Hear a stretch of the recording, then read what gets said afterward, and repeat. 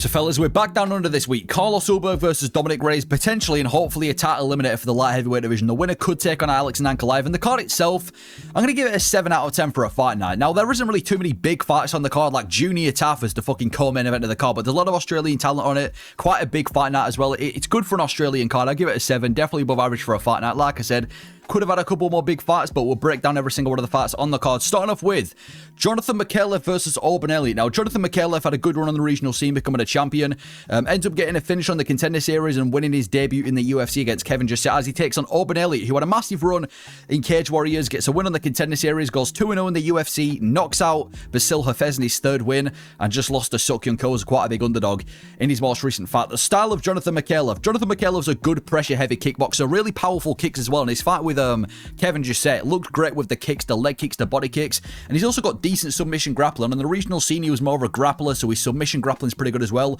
Oban Elliott's a very basic striker who looks to implement control grappling. He's very well-rounded, but he's not really amazing anywhere, and he's just not really dangerous anywhere either. He hasn't really got, I know he knocked out Basil Hafez, but apart from that, he's not really a big threat on the feet. He hasn't really got the best boxing, the best striking, and even his grappling, he's more of a point wrestler, holding people against the cage and grinding them out, more of like an actual, finisher on the ground. So he's just a bit of a well-rounded guy, not great anywhere, a bit basic, and I'm going to go with the underdog, Jonathan Micallef, to get this one done by decision. Yeah, Jonathan Micallef looked good. He's this prospect coming out of Australia, looked good in the regional scene, looked good in the Contender Series, and he fought Kevin Josias, and I think he was a big underdog against Kevin Josias, who was this big kickboxer from Adesanya's gym, and he looked great against him, picked him apart on the feet. He was bullying Kevin Josias, punching him, attacking him like a punching bag. He's got good submission ability too. There's Jonathan Micallef, so I don't think the grappling's going to be too big of a threat for Oban Elliott. And I feel like for Oban Elliott, I'm not just saying this because he lost his most recent fight, and I've said this even before he lost. I was never really that bought on Oban Elliott. Like, he was winning fights and he was promoting himself, but I mean, the guy went life and death with Val Woodburn, you know what I mean? He went like, he barely, just scraped by Preston Parsons. Apart from that knockout over Basil Hafez, which is a pretty give or take fight up until that moment, he hasn't really done anything impressive in the UFC, so I feel like him getting dominated by Sukyun Ko, even though I picked Elliott to win that fight, it wasn't too surprising. So I'm going to go with Jonathan Micallef. I think he's the much sharper striker. I think he's much more dangerous on the ground, and his one win over Kevin Josias, in my opinion, is more impressive than anything Oban Elliott's done in the UFC. So I'm going to go with the underdog, Jonathan Micallef, to get this one done by decision. I think he stays standing, picks apart Oban Elliott, brings him to a decision, and gets his hand raised. And he's obviously got the home crowd advantage too. And I think Oban Elliott, coming off that bad loss to Sukyun Ko, I don't favour him in this fight. I'm going to go Jonathan Micallef by decision. Then we've got Andre Petroski versus debutant. There's quite a lot of debutants on this card.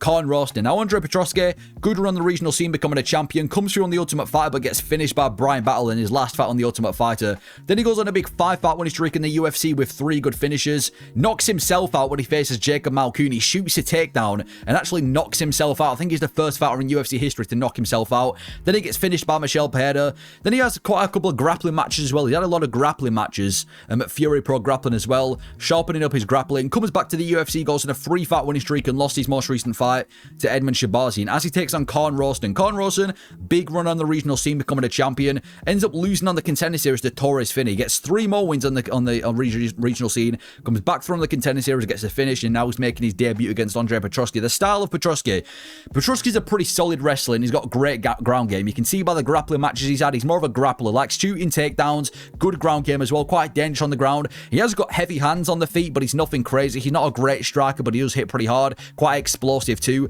and he just seems like a very sparry type fighter. His fight with Rodolfo a couple of fights ago, he just seems like a very sparry fighter. Like, if you were to watch a spar, that's kind of how Petroski fights. I kind of wish he pulled the trigger a little bit more. For Carn Rowston, he's a submission artist who lacks the wrestling. Yeah, the wrestling seems to be a bit of a problem from Carn Rowston. We saw that when he faced Torres Finney, but he has got decent submission ability. And on the feet, he's got like a good rangy kickboxing style. Very big for the middleweight division too. He's huge for this division, but he's got a good rangy kickboxing style. I'm going to go with Andre Petroski by decision. Now, I know Carn Rowston's coming out of Australia with quite a lot of hype, but I've got to go with Petroski to win this one. I mean, Petroski's seasoned in the UFC. He's been winning most of his recent fights, and it's just a stylistically a bad fight for Carn Rowston. Carn Rowston's shown to struggle with wrestling. We saw that on the Contender Series with Torres Finney, and now you put him in against a high-level wrestler in Andre Petroski, who's been in the UFC, who's fought much better names than Carn Rowston and looked good against them. And you look at all of Petroski's losses, apart from when he knocked himself out, it's usually him facing this elite striker and getting picked apart, and I just don't see Carn Rowston doing that. He is very big for the division. He has got good striking. I'd say he's more dangerous than Petroski, but I see Petroski winning this one with the grappling, taking down Carn Rowston, shooting the takedowns, damaging on the ground, kind of wearing him out across 15 minutes and getting the decision win. So I know Carn Rowston's got a bit of height, but for your debut to be against Petroski, I'm not sure that's the easiest debut you can get him. So I'm going to go with Petroski to win this one by decision. I just think stylistically, bad fight for Carn Rowston. Having to face another heavy wrestler, I'm going to go Andre Petroski by decision. Then we have Louie Sutherland versus Justin Tafa. Quite possibly the most heavyweight fight ever. Louie Sutherland went 4-0 on the regional scene, all of them being by knockout in the first round. Goes over to PFL, goes 1-1, goes back to the regional scene and ends up becoming a champion after a little bit of a winning streak. And he's going to be taking on Justin Tafa, who went 3-0 on the regional scene, becoming a champion. Loses his first couple of fights in the UFC, but then picks up a couple of wins. All finishes over Hunter, Caporta, and Lane. And he's lost his last 2 fights by decision to Carl Williams and got absolutely blasted by Taliesin Teixeira at UFC 312. The style of Louie Sutherland, he's just another regional blob. I'm not really sure how he's made it in the UFC, but to be fair to him, he's actually pretty decent for a big guy. Like, he's got good Muay Thai. I was watching him on the regional scene, and he's actually got some good combinations. He's not just one of these kind of blobs that kind of, just walks forward and plods around. I mean, he does plod, but he's got good combinations. Like, I saw him on the regional scene. He was throwing like a 1-2 body kick as well, which for a heavyweight is quite impressive. Very explosive to his Sutherland. Actually puts a lot into his shot, so isn't elite by any means. He is just a regional blob who I expect to get, look blobby in the UFC. But he has got pretty decent Muay Thai.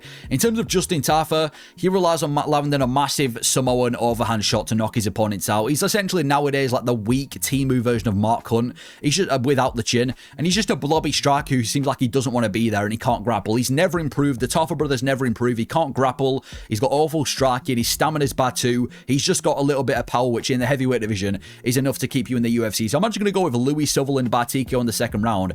Neither of these guys are elite heavyweights by any means, but Louie Sutherland, he seems to be in better shape than Justin Tafa, even though he definitely took steroids on the regional scene. But I think the Muay Thai of Louie Sutherland is going to get this one done. I think he's a much more technical striker than Justin Tafa. His output's better. He throws a lot more into each shot as well. Even his kicks and his athleticism seems to be better than Tafa. So unless Tafa can land a massive clubbing shot, I just don't see him winning this one. I think Louie Sutherland breaks him down, lands a big shot, gets the TKO finish. So I'm going to go with Louie Sutherland by TKO in the second round. Wouldn't recommend betting on this fight. 2 heavyweights in the UFC. And talking of heavyweights, we've got 2 more debuting heavyweights. We've got Brando Pericic versus Elisha Ellison. Seems like the UFC trying to scout out some heavyweight talent for this card. Brando Pericic had a good run in the regional scene and now is coming over to the UFC. And Elisha Ellison, the same thing. Decent run in the regional scene, coming over to the UFC with a 100% finishing rate.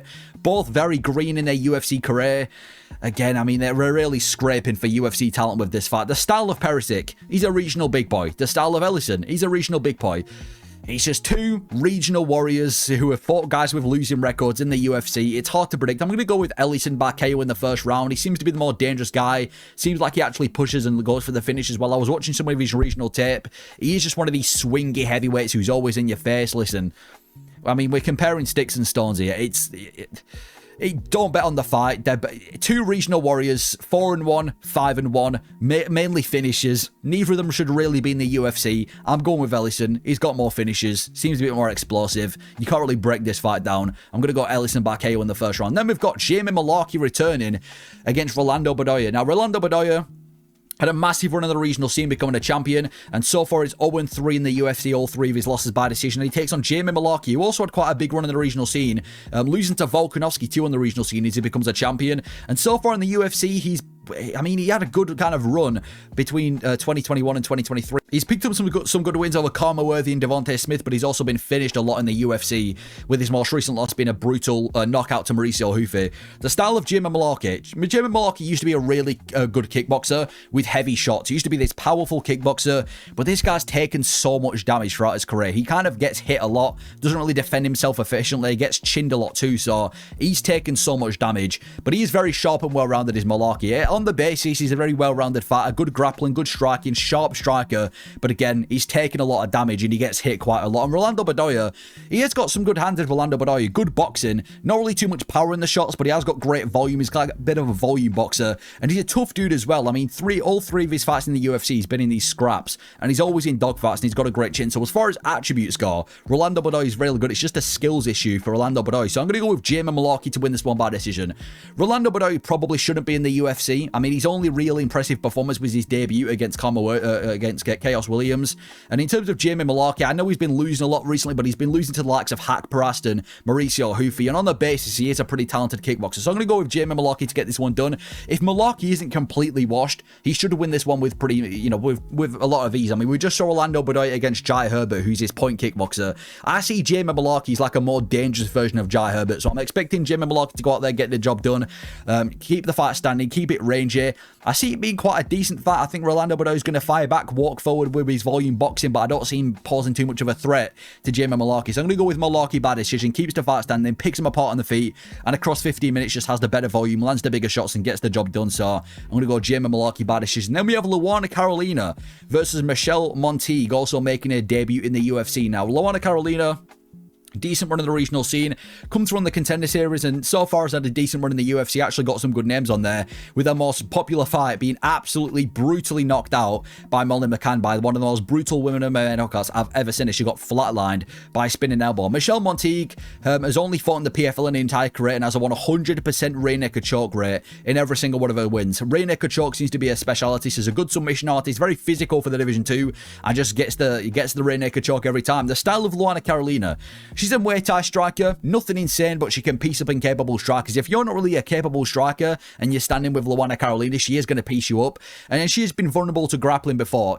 Some of her losses has been due to her, or some of her, fights that have been very close has been due to her lack of, grappling ability. And she's good, but she just hasn't really got the most interesting style. She's not the most interesting on the feet. She's not the most dangerous on the feet. She's a good fighter, just not the most interesting. Instead of Michelle Montague, I mean, she's a rear naked choke artist, and her record speaks for itself. And she's a really big physical grappler. She's almost like the new generation of Kayla Harrison.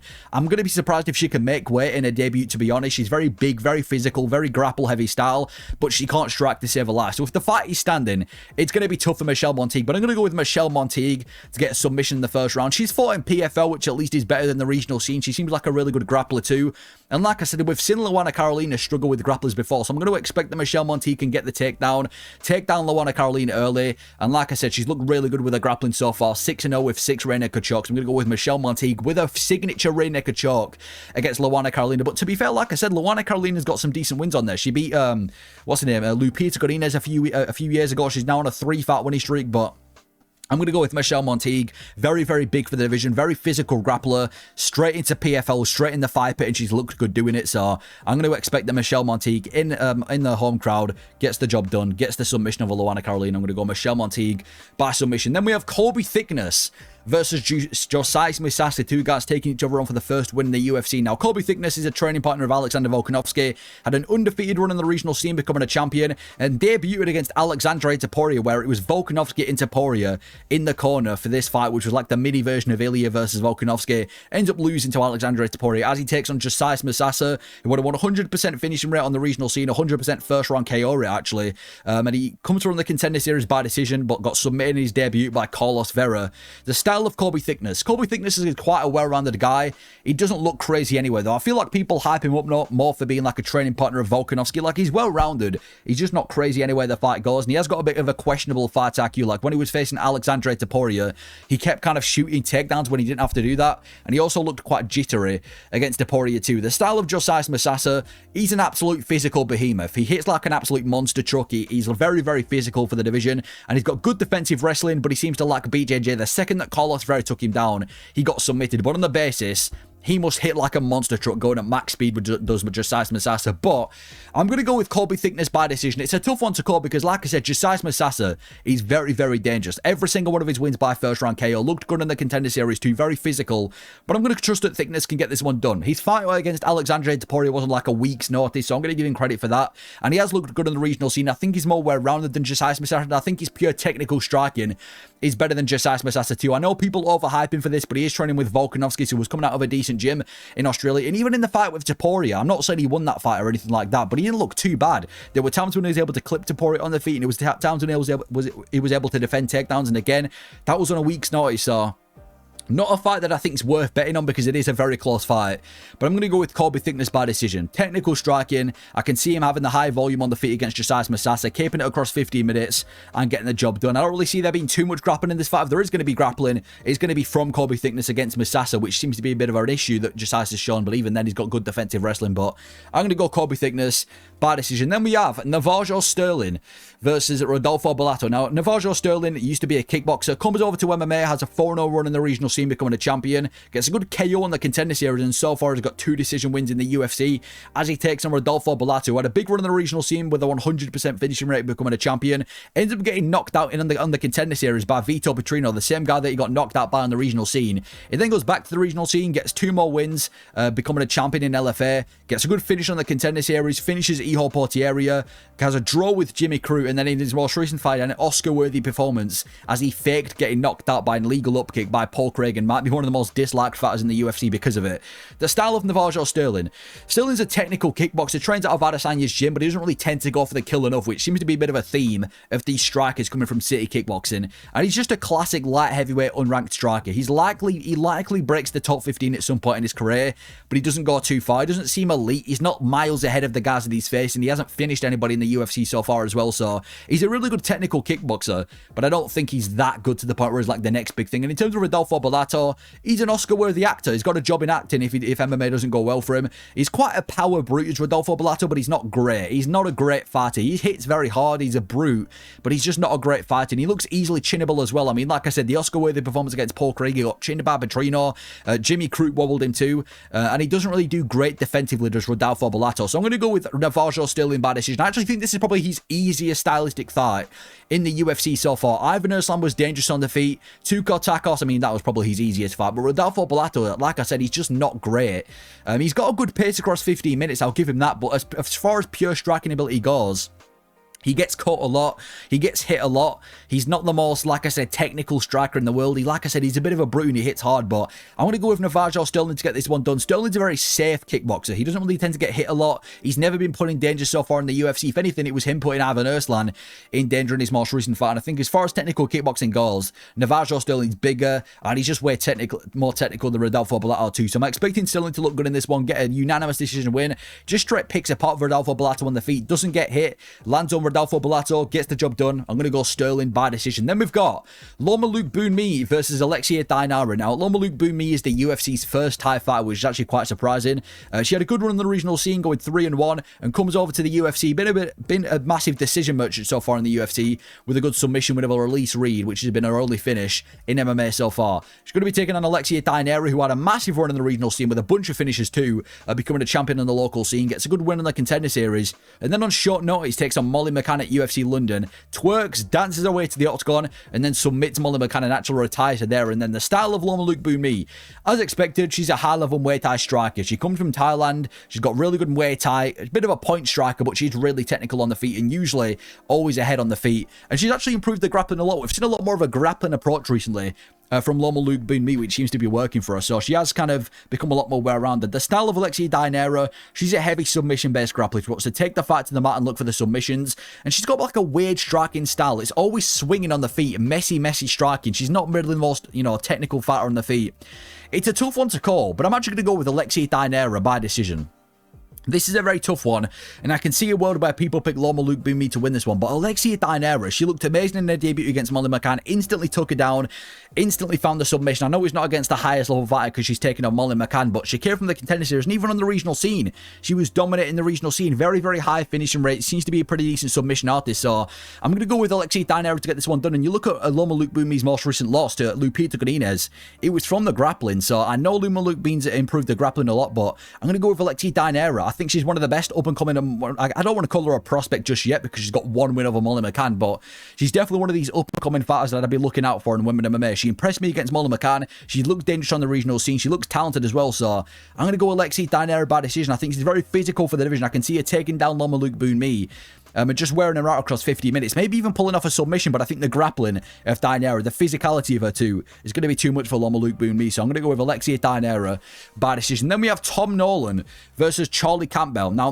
Tom Nolan had a good run on the regional scene, comes up through and gets a KO win in the Contender Series, gets a really good fight after that against Alex Reyes, ends up winning that fight too, and then picks up a win over Borshev in his most recent fight as he takes on Charlie Campbell. Charlie Campbell, good run on the regional scene, gets knocked out on the Contender Series by Chris Duncan, gets another win on the regional scene, and then comes over to the UFC and is 2-0 in the UFC so far with a good KO win over Alex Reyes. The style of Tom Nolan's a very flashy and skilled kickboxer. He's very flashy on the feet. He's always, even when he's on his back on the ground, he's trying to throw up kicks. Very skilled kickboxer. He's tall, lanky, fun to watch.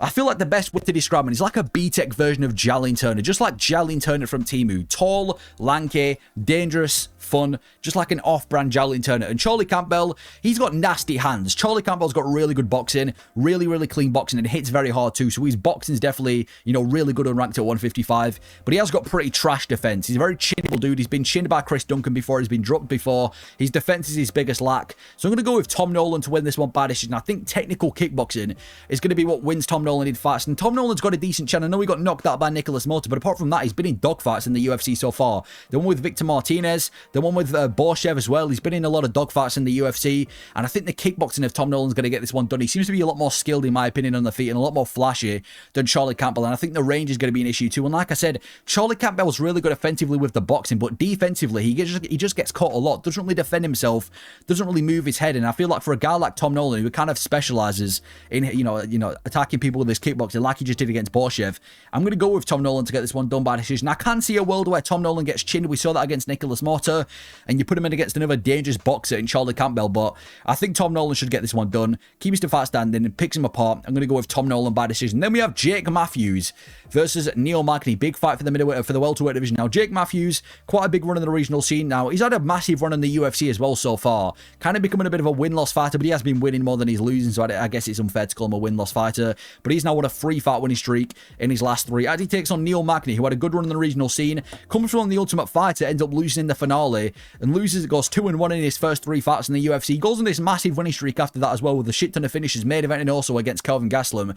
And since then, he's just been a goated gatekeeper. He's shut down the likes of Jeff Neal, Mike Mallet, Li Jingliang. He's been victimed by Ian Gary, Marco Morales, and Carlos Prates, so he's like the best gatekeeper in the UFC right now is Neil Magny. Veteran of the sport, gatekeeper. The style of Jake Matthews. Jake Matthews is a solid kickboxer, fairly high output, fairly decent power too. He's just a solid kickboxer, and he has got wrestling too, but not elite. He's a very well-rounded guy, but I wouldn't say he's got elite ground game. And he looks amazing early on, but he tends to fade as the fight goes on. I feel like Jake Matthews is very good in the first round, but like I said, the longer the fight goes on, the more he starts to fade. And for Neil Magny's weird. He looks awful and washed, and then out of nowhere, he has a really impressive performance. Like, Neil Magny will end up losing 2 fights. He'll get finished in both of them, and people were like, okay, Neil Magny's done.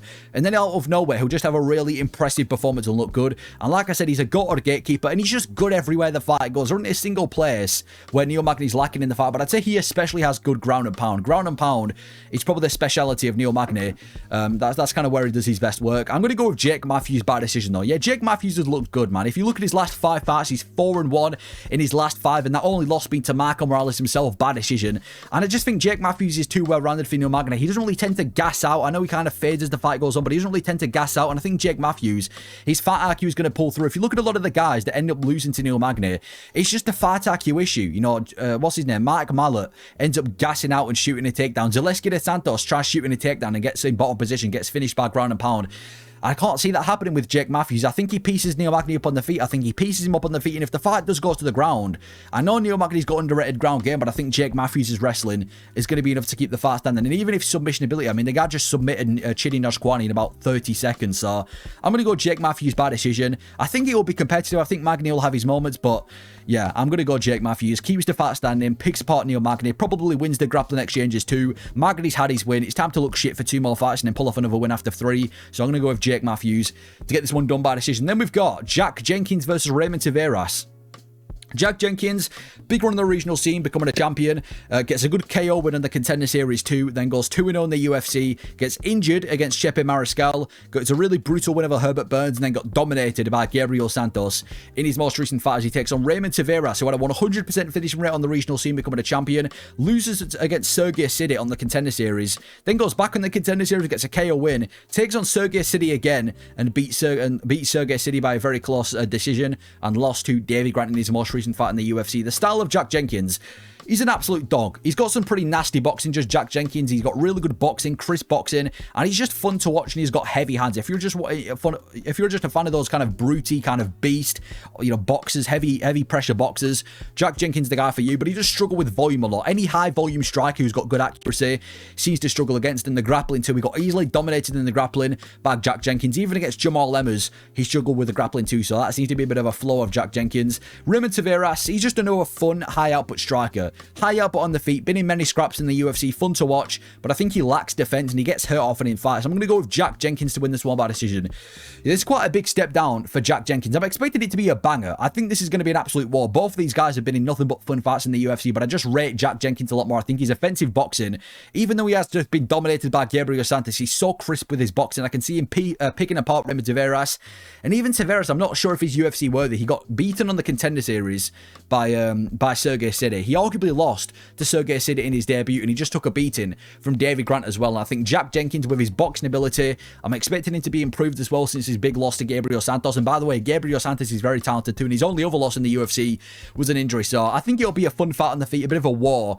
Potential fight of the night, but I'm going to go with Jack Jenkins to win it by decision just because of his offensive boxing. And then we've got Jimmy Crute versus Ivan Erslan.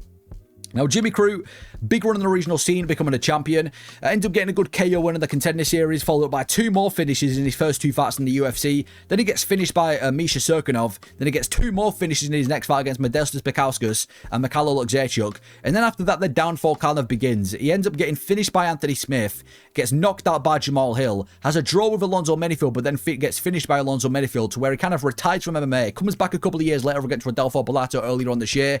Has a draw with Bellato, but then he got a really good finish in his most recent fight against Marcin Prachnio. Now, Ivan Erslan had a massive run in the regional scene with a high finishing rate, but so far in the UFC, he's lost to Ian Cutelaba by decision, and he's lost to Ivan Erslan by decision. Hasn't really shown up to the UFC so far. The style of Jimmy Crute, he's a powerful, pressure-heavy kickboxer. He kind of lives up to the name Brute because that is what he is, and he just usually gets in trouble because of his defense. He's always in your face, walking forward, very kind of all guns blazing kickboxing style, but his defense lets him down, and he's had a bit of a grapple-heavy approach recently, which has worked for him. He was able to take down Rodolfo Bellato. He just submitted Marcin Prachnio too, so he's already kind of offensive, heavy style.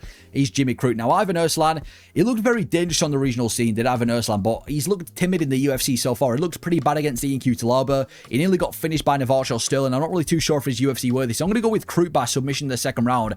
Yeah, I feel like Ivan Erslan is just one of these regional warriors, and even though Jimmy Crute is very vulnerable in a sense of, like I said, his defense lacks, he leaves his chin out there a lot, he's also very, very dangerous and ranked at 205. He's once one of the light heavyweights' biggest prospects. He's only really lost to good names as well if you look at his losses, so I'm going to go with Jimmy Crute. He's finally got some momentum back. He just dominated Marcin Prachnio, looked really good with the grappling, and I expected to show that too. We saw Ian Cutelaba take down Ivan Erslan pretty easily and take the back, and I feel like if Ian Cutelaba is able to do that, I think a guy with Jimmy Crute who's much more dangerous on the feet and has much better takedown offense should be able to do it too. So I see Jimmy Crute taking him down, getting the submission over Ivan Erslan, winning in front of Australia. I'm going to go Jimmy Crute by decision. Then we have, by submission in the second round. Then we have Junior Tafa versus Ibo Aslan. Whoever decided this was the co-main event needs to get sacked. Probably one of the worst co-main events of this year. But we've got Junior Tafa, who might be the worst fighter in the UFC. He comes from a kickboxing heavy background, goes 4-0 in his first 4 fights in MMA, all by finish, loses to Muhammad Usman in his UFC debut, then he knocks out Parker Porter,